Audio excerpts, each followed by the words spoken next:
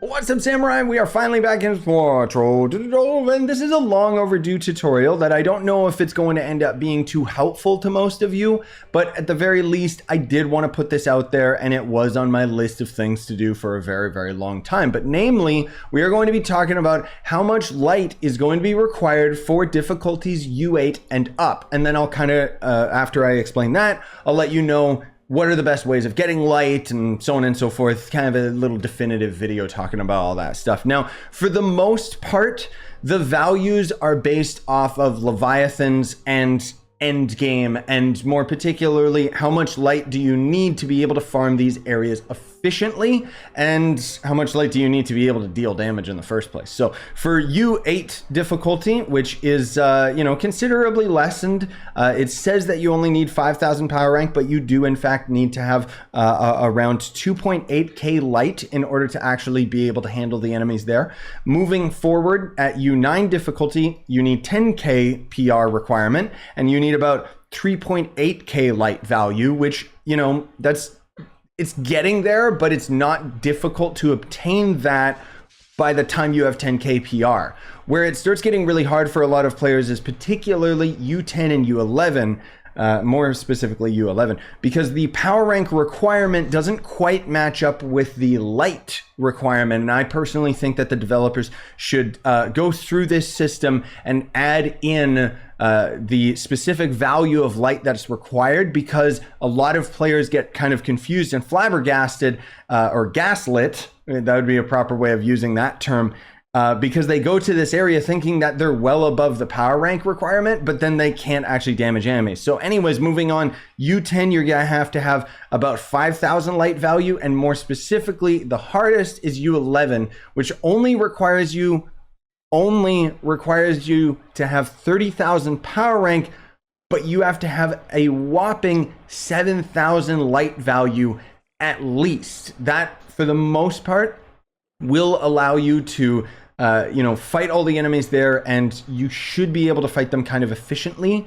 Otherwise, if you're kind of playing one of the weaker classes, not that any of them are particularly weak anymore, thank goodness for all the rebalancing, I'd say maybe around like 8k light or something like that, right? So what are the best ways of getting light? Well, for the most part, it's going to be your cosmic gems first and foremost. These are going to end up being tons and tons of light very, very quickly, especially with how easily you can end up grinding up gems, particularly on gem day. So in the geode top side, obviously this area will exclusively give you cosmic gems. Now, the difference between this world and the other elemental worlds is the elemental worlds will end up dropping water, air, fire. The prime worlds in particular will have a less chance to drop gem boxes, and on top of that, it's not going to end up having like every gem element. I don't think it has cosmic gems. Maybe they added cosmic gems in, I don't really notice. But anyways, long story short, you're going to spend a lot of your time in the geode top side in order to get your hands on cosmic gems. A rule of thumb, depending on your flux value and your gem dust value, is to level up any of the gems that are of higher grade to level 15, maybe 25, depending, and then destroy them in the loot collector, because you might end up spending a lot of flux doing that, but you will almost always get more gem dust back than you spent, which makes it a lot easier for leveling up other gems and so on and so forth. Now, the other thing is going to end up being crystal gear, which this is the only gear in the game that exclusively gives you the light value.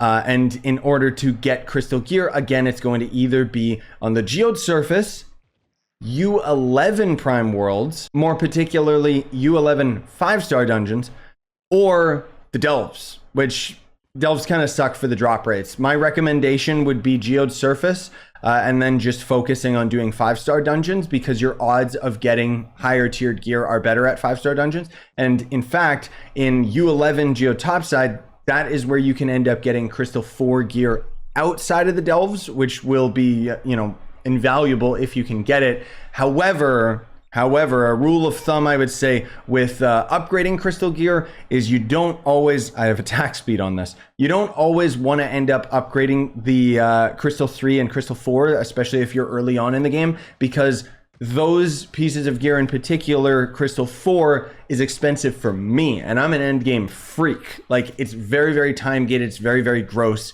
because of the amount of 5 stars you'd have to grind. The other is going to end up being crystal rings. Now, this is something that a lot of people ask, what's the point of Paragon levels? Crystal rings, they're strictly locked behind Paragon levels. So once you get to level 30, you'll continually get infinite levels up to 1,000 before it rolls back over. Every time you end up getting certain levels within the Paragon tree, you'll end up getting resources that can be used to craft the crystal ring boxes, more particularly for your class, the prime loop. So you have to have leveled up your Shadow Hunter in order to craft these Shadow Hunter key ring boxes. Anyways, I have other videos that talk about all the crystal rings and stuff in a little bit more detail. Another method of getting light is your banner. So the easiest one that you could probably go for is just go for a U8 Leviathan, U9, U10 Leviathan. There's no point going for a U11 Leviathan because it's just going to be a stronger variant of the previous leveled Leviathans with no better drops or anything like that. But long story short, the Leviathan will end up dropping a daily torch. If you collect 3 of those, you can combine them into a weekly torch, meaning that it'll expire on the daily reset or expire on the weekly reset, regardless of when you grabbed it. You know, it's not like it's last 7 days. But then you can also very, very rarely get the permatorch, or in particular, out of the badges, they have the gameplay badge for Leviathans, which at the tier down here, you'll end up getting a free permatorch once you've killed 250 Leviathans, which isn't as hard as it once was. You guys are a little bit spoiled now that so many of the classes have had their power increased. It's actually made Leviathan farming a lot more manageable. And the other part of it is going to end up being your ally. So your ally is going to help a lot in terms of getting your light value up. The best allies in the game for that, and just in general, are going to be locked behind the star chart. So you gotta end up buying those resources for Astral Echoes and then going through the star chart. I have another video that highlights all of that, but generally speaking, for a physical character, Scorpius is gonna be the best, and then there's gonna be another one for magic and so on and so forth. These give like 400 light value. Now, another thing that I never use is food items, which food items you'll end up getting out of the delves. It'll end up giving you that little extra edge that some people might need, but generally it's not going to be something that most people will end up using. And that's going to basically cover it. There are, I think there's like maybe 1 or 2 dragons that give light, but most of all, you get dragons for that extra power rank boost that you might need, or more particularly, the primordial dragons will end up just giving you a stat boost. But if you're trying to get your light as high as possible, those are the primary methods that are going to be somewhat required once you end up getting to the end game and actually need to have a high enough light value to handle U11 and so on and so forth. What is this chat bot? Get out of here, man. Anyways, hopefully you found that video helpful. If there's anything else that you guys want to correct me on, you can leave it in the comments. But if you have any other questions, you can also leave that in the comments as well. I'll try my best to reply, but you gotta understand with these types of videos, I can only see the comments, very briefly before we gotta move on to the next thing. Just doing YouTube, it's kind of one of the both blessings and a curse, right? Is that we're always moving. But anyways, that's gonna do it for me. Thanks for watching. Smash the like, sub for more, buy the merch you want to support the channel. Sign on, stay epic, everybody.